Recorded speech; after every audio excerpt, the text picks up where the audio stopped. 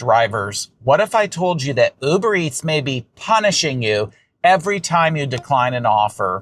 And before you say, whoa, that's impossible, well, consider this. I've been doing part-time food delivery on Uber Eats nearly 8 years, and I see the same patterns. They're repeating over and over again. If you decline too many bad offers, obviously, they're just going to stop sending orders. Or they'll one-up you, and they'll give you an order that just takes you way outside your marketplace. Or they're going to start pushing bonuses and incentives, trying to entice you to take offers that you normally never, ever would do. So what is Uber Eats actually doing to drivers who refuse to play along with them? In this video, I'm breaking down the 4 major ways that Uber Eats may be trying to influence your decisions. And one of those, that's the thing we fear the most, deactivation.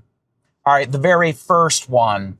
Can Uber Eats deactivate you for declining orders? Well, wouldn't you know that Dara and their entire leadership team, they earn a lot of money, and that's why you're here, to provide it. So acceptance rate, if it was so important, why wouldn't they clearly tell us? And even more importantly, why wouldn't Uber Eats put it in writing? So let me challenge you. Go find it and see what you can find. You're going to give up pretty quickly because it is not in writing. There's nothing that Uber Eats can do to force us to take orders. We're independent contractors. As independent contractors, we fall under the Fair Labor Standards Act, and that's run by the Department of Labor. So one really important factor under that economic test is, do we have the freedom to choose our work? Do we have the flexibility to work when and how we want? That's a key thing to figure out if we're an independent contractor or an employee. If we're employees, obviously, we're going to do everything that Uber Eats tells us to do because we're employees, and we can get fired if we disobey anything. So that's a huge difference. As an independent contractor, we have the choice and the ability to take whatever offer we want or no offers, because I know I'm primarily motivated by money when I'm out doing Uber Eats, and I think you are too. So we want to have the ability, we must have the ability to pick the offers based on, is it right for us? Is it enough money based on the miles and any other factors that we choose to say is important as an independent contractor? So if you pay attention, whenever Uber Eats, whenever they get excited when there's legal issues going on, they always like to have surveys and basically try to get us to talk about how we value our flexibility as an independent contractor, because that helps prove their case that we are independent contractors. So you'll notice in their terms of service, the community guidelines, they are vague when it comes to this. And yeah, there are some definite things you can get deactivated for, but acceptance rate is never, ever going to be one of them. So rest assured, we're independent contractors, act like it, because we're out to make money. So if Uber Eats can deactivate us for other things, but not the acceptance rate, they're pretty crafty and smart. How would you deactivate a driver who didn't do what you told them to do? Well, be creative. If you can't go after the driver for acceptance rate, why not make up something like fraud, something like account sharing, something that Uber Eats has already accused me of doing in December. And I had to put a nice little story in there how I've never shared my account. It's really hard for me to prove my innocence. And so Uber Eats can just accuse you of anything. Obviously, that's getting a little off topic. You want to have great customer ratings because you don't want that customer to be able to come after you and get deactivated for that. Most everything else is in your control. If you accept an offer, do it. Don't let your cancellation rate get too high, because then quite fairly, Uber Eats could say, you committed to this and then you didn't do it. So you're not reliable, and deactivate us. What's your recourse if they actually do deactivate you? Do you trust them enough to fill out that the appeal? There's a certain process they have. There is one really good option that I recommend you always do. Have you heard of Torsten? He's the rideshare professor here on YouTube. He's got 2 companies I know that help drivers when you're deactivated. I'm going to link them in the video description. And if you ever have that need, reach out to them and ask them to help you. It is well worth the fee that they charge, because here's what they're going to do. Well, I don't want to say what they're going to do. Here's the general idea of what they ultimately do. They take Uber Eats to court, to small claims court, and they're suing them because you were unfairly deactivated and you lost your wages and time. So that's how they go after them. That's the most effective way to compel and entice Uber Eats to let you back on, or they'll end up paying you. So that is your really only real recourse that I've found over the many years I've been doing this that could actually help you. So I'll put that in the video description and check it out later. Now, before we move on to the second punishment, please share in the comments right now, drivers. Please share, what do you think that Uber Eats, what's the worst thing that they can do to you if you don't accept offers?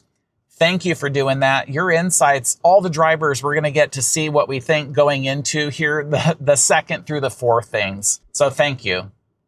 The second thing that Uber Eats does to punish drivers who just refuse to take those bad offers, they'll just stop sending them to you.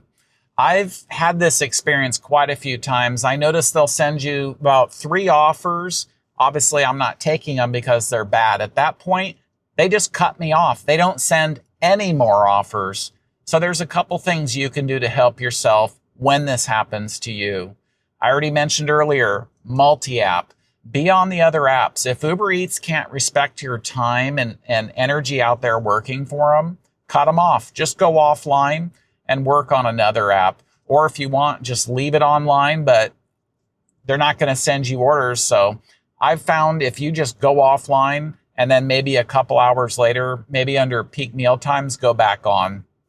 Multi-apping is your way to defend against this. It gives you options across multiple platforms. That way you can pick only the profitable orders across them, especially if Uber Eats is mistreating you. Or, I'm not saying you should do this, but maybe consider this. Let's say Uber Eats has now cut you off. Maybe you take a bad order every now and then, not often, but maybe every now and then, just so you're not on their perceived bad list. And you could just test this out and see how it goes for you. You're going to know pretty quickly, because either they're going to send you more offers or they won't. Another tactic that Uber Eats uses, if they're completely not going to cut you off, they may send you an offer that takes you outside your market. And you're going to get excited like I usually do. I'm going to say, oh, over there, there's more orders. So I'm going to go ahead and take this one. It's going to pay me to go there, and then I'm going to get more. More often than not, I found that that was the only offer. And then I'm stuck there and I'm paying my own way to come back. So this rarely works out.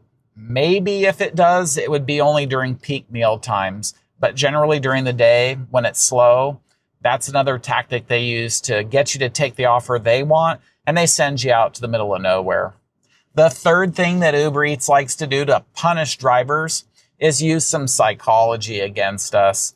They'll send out some strange, weird messages to you, and you'll see a variety of things, and I'm sure they're creative all the time. They'll say that other drivers are delivering more offers than you are, or they're doing better than you. And what they're trying to do is get in your head, especially if you're a new driver, they're trying to compel you to realize, oh, I'm not doing what Uber Eats wants, or I'm not doing what other drivers are doing. Therefore, I should change my behavior, and these messages will go away. All they're doing is just manipulating you. So what you need to do, refuse it. Just ignore those messages. Know that nothing helpful is coming from Uber Eats. So just be an independent contractor and only take those profitable orders. Here's another aspect of this. In all our lives, look at all the loyalty cards with any restaurant or business. Why are they doing this?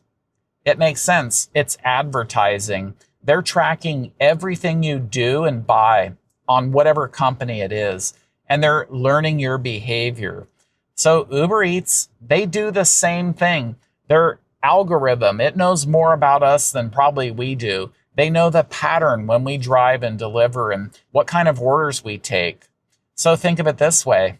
If there's one driver, hopefully not you, if they take all low-paying orders because they believe in Uber Eats. Good old Dara, he wouldn't let us down. No, of course not. He needs to earn his income. So that driver taking all the low-paying ones, that's how we're paying their salaries. So why would Uber Eats change the behavior? Why would they reward that driver? No, they're going to keep sending them the low-paying ones. The fourth punishment that Uber Eats uses on drivers like you who refuse bad offers, they'll come up with some kind of quest or a bonus, an incentive to try to motivate you into doing what Uber Eats wants. And yeah, sometimes I'll do them. If it's like 2 or 3 or 4 orders and it's been busy, I'll do it. But I'm aware of their tactics. I am not doing it to bend over backwards for Uber Eats. In the beginning, I did do things like this. And then isn't it interesting? Pay attention. All you need is one more order, and then you get that bonus. And the order never shows up, or it comes hours later, forcing you to stay online and work well past when you would otherwise. And again, I already mentioned the algorithm knows your behavior, and what they're trying to do is shape you like this. So just don't do it. Or if you're gonna do it without concern that you're actually gonna meet that bonus or the quest. Just say, hey, I'm gonna work the same time I work. If I can get all these orders in, great. But I'm not gonna stay out for extra hours just to try to get one order. Earlier, I mentioned that drivers like you and I, we should be striving to be profitable, but maybe you don't know how to do that. So I've got good news for you. I've made a video teaching you step by step everything that you need to do in food delivery to be profitable. And then as a bonus, how to be safe as well. And I'm sure you see the value in that. If we get hurt or injured or any other worse thing like that, we're not going to earn money. So watch that video next, and I'll see you there.